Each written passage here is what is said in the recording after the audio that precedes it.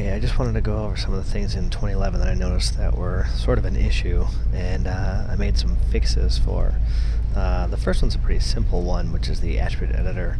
For those of you that are used to using it prior to 2011, you probably noticed that there's a button missing down here. There's only 3 buttons here now. There used to be 4.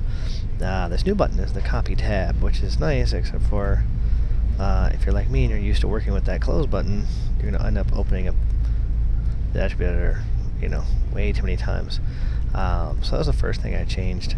The other one, which is a little bit more important, is that when you have a rigid bind and you use Paint Cluster Weights tool, when you go over a joint, you'll see you only have set preferred angle or assume preferred angle. You can't actually select the joint to paint it like you can with a smooth bound. You can just right click, select influence, select influence, select influence.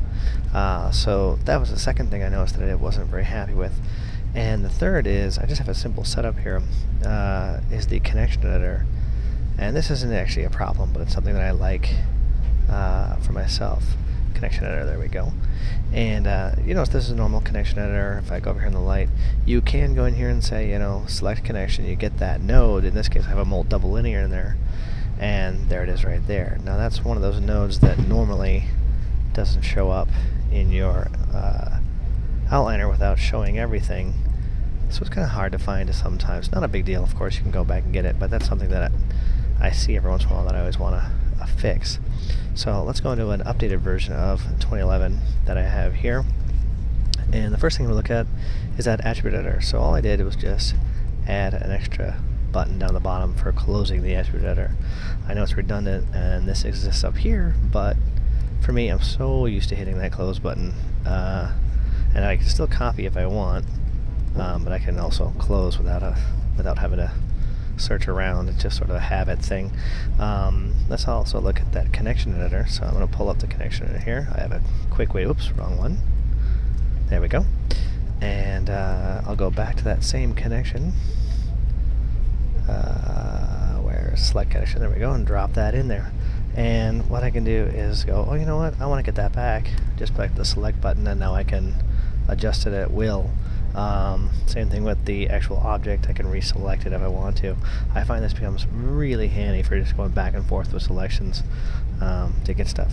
And the last one, but probably one of the most important ones, is the Paint Cluster Weights tool. I've now added that menu to it, to Paint Weights, so I can actually go in there and quickly, as long as I get on a joint, there we go, I can get to those joints.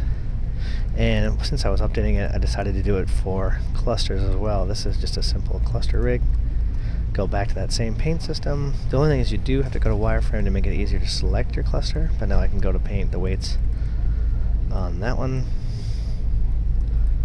or that one, and it makes it much easier.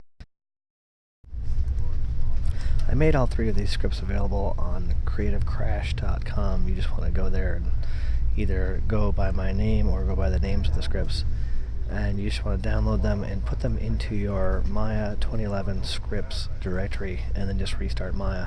Once you have them in there, it'll just pop them up. Alright, thank you.